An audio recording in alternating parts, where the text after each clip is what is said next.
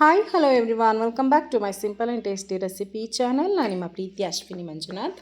ಹೇಗಿದ್ದೀರಾ ಎಲ್ಲರೂ? I hope ಚೆನ್ನಾಗಿದ್ದೀರಾ ಅಂತ ಭಾವಿಸ್ತಾ ಇದ್ದೀನಿ. ನಾನು ಕೂಡ ಚೆನ್ನಾಗಿದ್ದೇನೆ. ಇವತ್ತಿನ ವಿಡಿಯೋದಲ್ಲಿ ತುಂಬಾ ಹೆಲ್ಪ್ಫುಲ್ ಆಗಿರುವಂತಹ ಚುರುಮುರಿಯನ್ನು ತಂದಿದ್ದೇನೆ ಒಂದು ವಿಡಿಯೋ ಮೂಲಕ.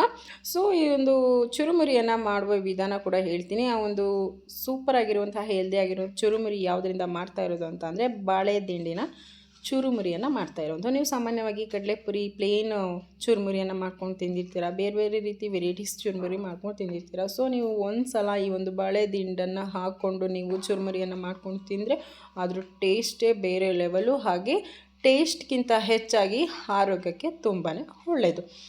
ನೋಡಿ, ನೀವು ನೋಡ್ತಾ ಇರುವಂತಹ ವಿಡಿಯೋದಲ್ಲಿ ನಾನಿಲ್ಲಿ ಆಲ್ರೆಡಿ ಎಲ್ಲವನ್ನು ಕಟ್ ಮಾಡಿ ಇಟ್ಕೊಂಡಿದ್ದೀನಿ. ನೋಡ್ತಾ ಇರ್ಬೋದು. ನಾನು ಮಾಡ್ತಕ್ಕಂತಹ ಈ ಒಂದು ಕ್ವಾಂಟಿಟಿ ಎಷ್ಟಪ್ಪ ಅಂತ ಅಂದರೆ ಮಿನಿಮಮ್ 10 ಮೆಂಬರ್ಸ್ ತಿನ್ಬೋದು. ಅಷ್ಟು ಕ್ವಾಂಟಿಟಿನಲ್ಲಿ ಮಾಡ್ತಾ ಇರ್ಬೋದು. ನಿಮ್ಮ ಮನೇಲಿ ನೀವು ಎಷ್ಟು ಕ್ವಾಂಟಿಟಿ ಅಂದರೆ ನಿಮಗೆ ಎಷ್ಟು ಜನ ಇದ್ದೀರಾ, ನೀವು ಎಷ್ಟು ತಿನ್ನಬೇಕು ಅನಿಸುತ್ತೋ ಅಷ್ಟು ಹಾಕ್ಕೊಂಡು ನೀವು ನಾನು ಇಲ್ಲಿ ತೋರಿಸಕ್ಕಂತಹ ಇಂಗ್ರೀಡಿಯೆಂಟ್ಗಳನ್ನು ಹಾಕ್ಕೊಂಡು ಮಾಡ್ಕೊಬಹುದು.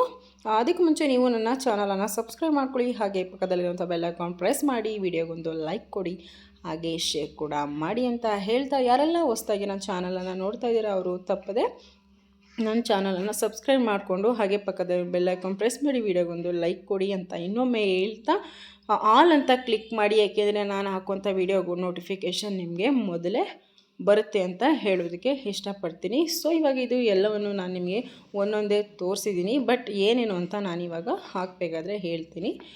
ಸೊ ನೋಡ್ತಾ ಇರ್ಬೋದು, ಮೇಯ್ನಾಗಿ ನಾನು ತೊಗೊಳ್ತಾ ಇರೋಂಥದ್ದು ಬಾಳೆ ದಿಂಡು. ಸೊ ಈ ಬಾಳೆ ದಿಂಡನ್ನು ಕಟ್ ಮಾಡೋದು ಮತ್ತು ಅದರದ್ದು ನಾರನ್ನು ಹೇಗೆ ಬಿಡಿಸೋದು ಅಂತ ಹೇಳಿ ನಮಗೆ ಆಲ್ರೆಡಿ ನಾನು ತಿಳಿಸಿದ್ದೇನೆ ವಿಡಿಯೋದಲ್ಲಿ.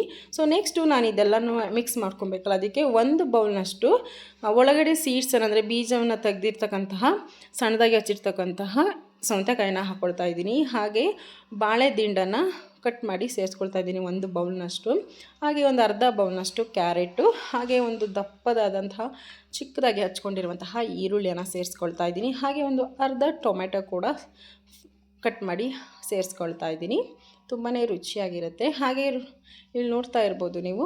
ನೆಕ್ಸ್ಟು ನಾನಿಲ್ಲಿ ಸಣ್ಣ ಖಾರ ತೊಗೊಂಡಿದ್ದೀನಿ, ಅಂದರೆ ಮಿಕ್ಚರ್ ಸೇವ್ ಅಂತ ಏನು ಕರಿತೀವಿ ಅದನ್ನು ಸೇರಿಸ್ಕೊಳ್ತಾ ಒಂದು ಅರ್ಧ ಬೌಲ್ನಷ್ಟು. ಇದು ಕಾಂಗ್ರೆಸ್ ಬೀಜ. ಇಲ್ಲ ಅಂತ ಅಂದರೆ ನಿಮಗೆ ಇಲ್ಲ ಅಂತ ಹೇಳಿದ್ರೆ ನೀವು ಕಡಲೆ ಬೀಜನೇ ರೋಸ್ಟೆಡ್ ಮಾಡಿಕೊಂಡು ಬೇಳೆ ಮಾಡಿಕೊಂಡು ಹಾಕ್ಕೊಬೋದು. ಇದು ನಿಪ್ಪಟ್ಟು ಕ್ರಷ್ ಮಾಡಿ ಹಾಕ್ಕೊಳ್ತಾ ಇದ್ದೀನಿ. ಸೊ ನಿಪ್ಪಟ್ಟು ಬದಲಾಗಿ ಇಲ್ಲ ಅಂದರೆ ಕೋಡ್ಬಳೆ ಕೂಡ ಮಿಕ್ಸ್ ಮಾಡ್ಕೊಬೋದು, ತುಂಬ ಚೆನ್ನಾಗಿರುತ್ತೆ. ನೆಕ್ಸ್ಟು ನಾನು ಒಂದು ಅರ್ಧ ಟೀ ಸ್ಪೂನಷ್ಟು ಗರಂ ಮಸಾಲ ಹಾಕ್ಕೊಳ್ತಾ ಇದ್ದೀನಿ. ಚಿಟಿಕೆ ಅರಿಶಿಣವನ್ನು ಸೇರಿಸ್ಕೊಳ್ತಾ ಇದ್ದೀನಿ. ನೆಕ್ಸ್ಟು 1 ಟೀ ಸ್ಪೂನಷ್ಟು ಕಾಶ್ಮೀರಿ ರೆಡ್ ಚಿಲ್ಲಿ ಪೌಡ್ರ್ ಹಾಕ್ತೀನಿ. ನಾನಿಲ್ಲಿ ಜಾಸ್ತಿ ಖಾರ ಬಳಸ್ತಾ ಇಲ್ಲ, ನಿಮಗೆ ಬೇಕು ಅಂದರೆ ಹಾಕ್ಕೊಬೋದು. ರುಚಿಗೆ ತಕ್ಕಷ್ಟು ಉಪ್ಪನ್ನು ಸೇರಿಸ್ಕೊಳ್ತಾ ಇದ್ದೀನಿ. ಸೊ ಏನೇ ಖಾರ ಹಾಕ್ತಾಯಿಲ್ಲ ಅಂದರೆ ನಾನು ಮಕ್ಕಳು ತಿಂತಾರೆ, ಸೊ ಅದಕ್ಕೋಸ್ಕರ ನಾನು ಖಾರ ಹಾಕ್ತಿಲ್ಲ. ನೀವು ಬೇಕಿದ್ದರೆ ಹಸಿಮೆಣ್ಸಿನ್ಕಾಯಿ ಹಾಕ್ಕೊಬೋದು. ಇಲ್ಲಿ ಇದು ಗ್ರೀನ್ ಚಟ್ನಿ ಅಂತ ಹೇಳಿ ನಾನು ಇದನ್ನು ಸ್ಪೆಷಲಾಗಿ ಮಾಡ್ಕೊಂಡಿರೋದು, ತುಂಬಾ ಚೆನ್ನಾಗಿರುತ್ತೆ. ಇದೊಂದು 1 ಟೀ ಸ್ಪೂನಷ್ಟು 1.5 ಟೀ ಸ್ಪೂನ್ ಹಾಕ್ಕೊಳ್ತಾ ಇದ್ದೀನಿ. ಹಾಗೆ ಇದು ಗ್ರೀನ್ ಚಟ್ನಿ ಒಂದು 2 ಟೀ ಸ್ಪೂನಷ್ಟು ಹಾಕ್ಕೊಳ್ತಾ ಇದ್ದೀನಿ. ಇಷ್ಟನ್ನು ಹಾಕ್ಕೊಂಡು ಸ್ವಲ್ಪ ಕೊತ್ತಂಬರಿ ಸೊಪ್ಪನ್ನು ಸೇರಿಸ್ಕೊಂಡು ನಾವು ಇದನ್ನು ಚೆನ್ನಾಗಿ ಮಿಕ್ಸ್ ಮಾಡ್ಕೊಬೇಕು. ಇದನ್ನು ಫಸ್ಟು ಮಿಕ್ಸ್ ಮಾಡ್ಕೊಬೇಕಾಗುತ್ತೆ ಈ ರೀತಿ. ಯಾಕೆ ನಾವು ಹಾಕಿರೋಂಥ ಮಸಾಲೆ ಮತ್ತು ಏನು ನಾವು ಚಟ್ನಿಗಳನ್ನು ಗ್ರೀನ್ ಚಟ್ನಿ ಮತ್ತು ಸ್ವೀಟ್ ಚಟ್ನಿ ಎಲ್ಲ ಹಾಕಿದ್ದೀವಿ, ಅದೆಲ್ಲ ಚೆನ್ನಾಗಿ ಮಿಕ್ಸ್ ಆಗಬೇಕು ನಾವು ಹಾಕಿರುವಂತಹ ಇಂಗ್ರೀಡಿಯೆಂಟ್ಸ್ಗೆ.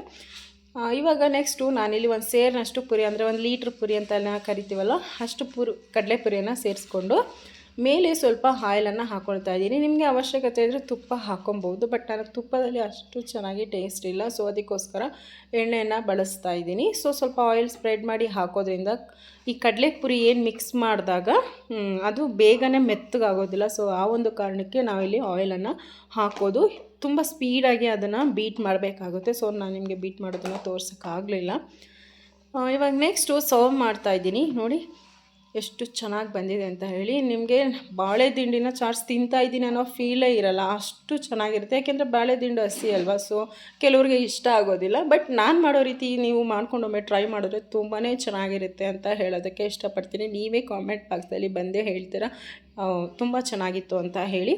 ಈ ವಿಡಿಯೋನ ಒಮ್ಮೆ ನೋಡಿ ಹಾಗೆ ಟ್ರೈ ಮಾಡಿ, ಆರೋಗ್ಯ ಕೂಡ ತುಂಬಾ ಒಳ್ಳೆಯದು ಅಂತ ಹೇಳ್ತಾ ತುಂಬಾ ಚೆನ್ನಾಗಿರುತ್ತೆ. ಹಾಗೆ ಈ ಒಂದು ಚುರುಮುರಿ ಮಕ್ಕಳಿಂದ ಹಿಡಿದು ದೊಡ್ಡವ್ರಿಗೂ ತಿನ್ಬೋದು. ತುಂಬ ಹೆಲ್ಪ್ಫುಲ್. ಕಿಡ್ನಿ ಸ್ಟೋನು ಹಾಗೆ ನಾವು ಗೊತ್ತಿಲ್ಲದೇ ಕೂದಲನ್ನು ತಿಂದ್ಬಿಟ್ಟಿರ್ತೀವಿ, ಅದನ್ನು ಕೂಡ ಕರಗಿಸುವಷ್ಟು ಶಕ್ತಿ ಇರುತ್ತೆ ಅಂತ ಹೇಳ್ತಾ ತುಂಬಾ ಯೂಸ್ಫುಲ್ ಆಗಿರುತ್ತೆ. ಈಗ ಒಮ್ಮೆ ಟ್ರೈ ಮಾಡಿ ಅಂತ ಹೇಳ್ತಾ ನೆಕ್ಸ್ಟ್ ವಿಡಿಯೋದಲ್ಲಿ ಸಿಗ್ತೀನಿ. ಅಲ್ಲಿ ತನಕ ಟೇಕ್ ಕೇರ್, ಬೈ ಬಾಯ್.